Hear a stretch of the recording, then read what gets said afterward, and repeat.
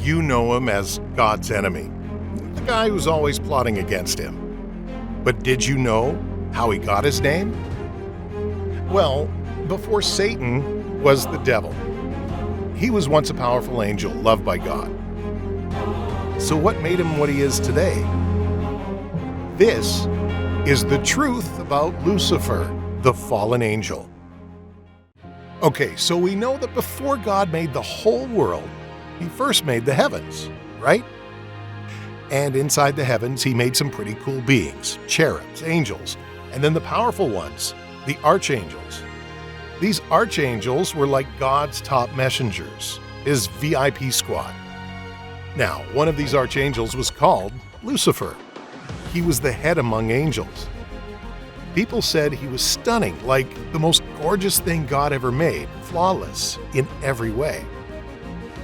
This passage in Ezekiel 20:15 goes on about Lucifer being perfect since day one. But wait, there's a catch. Lucifer got a bit full of himself, and by a bit, I mean a lot. Turns out that being perfect, that powerful, compared to everyone else, went to his head.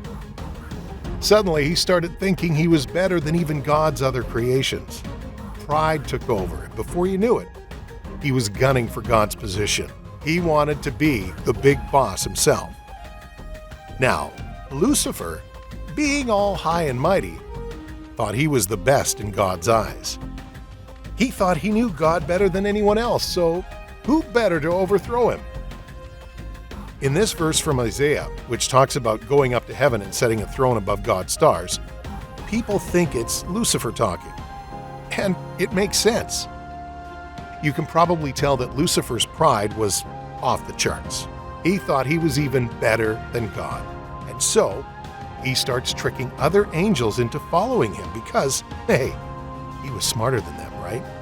But not everyone fell for it. Some angels stayed loyal to God.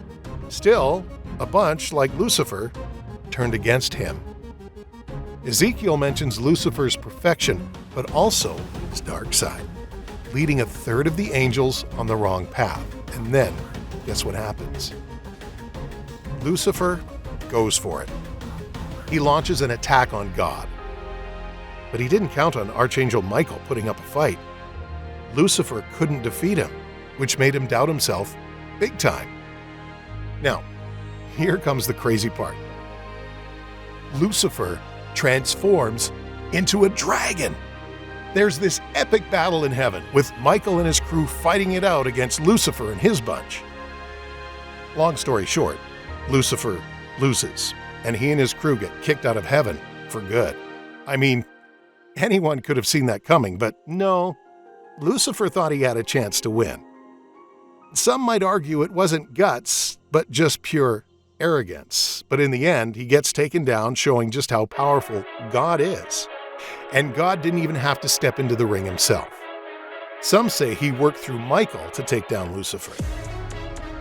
Now, let's see what Revelation 12:9 has to say about this. It talks about Lucifer being kicked out of heaven.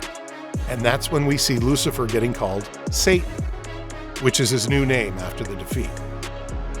And this isn't just about losing a game or a fight. Lucifer gets the ultimate punishment.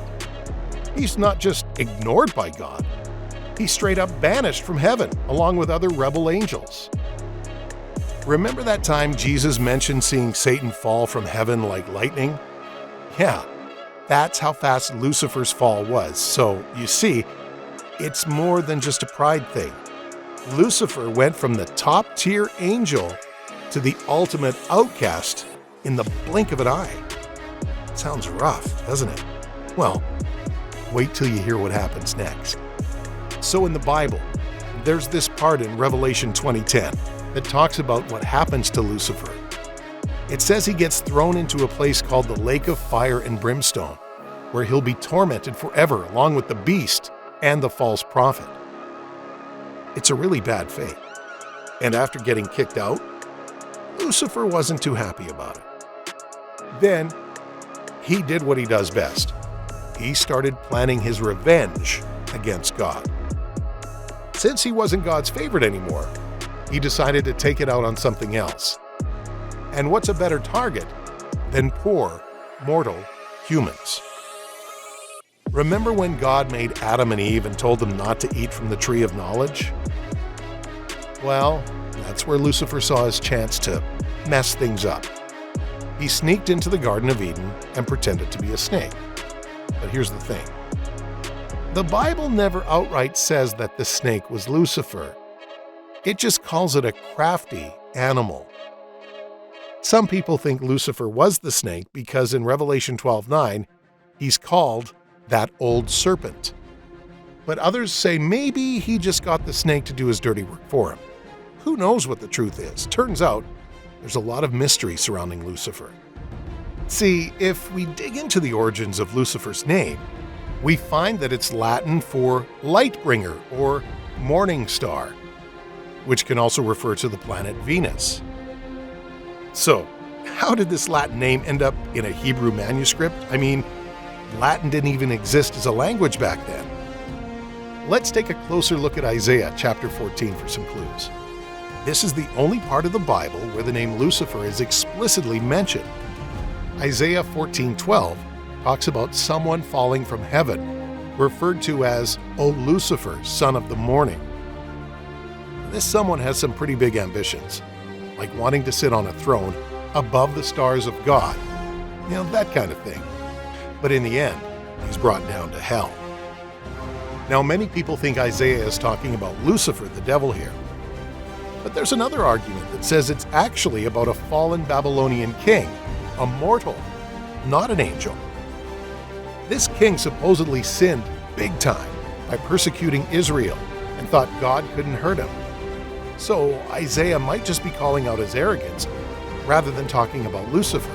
In fact, not all translations even use the word Lucifer. Some just call the subject the morning star or Hallel, the Hebrew word for Venus. Now, what's really interesting is the origin of this story. How did this story about Lucifer, the fallen angel, come to be? Well, it's a bit of a question mark, but we can make some good guesses.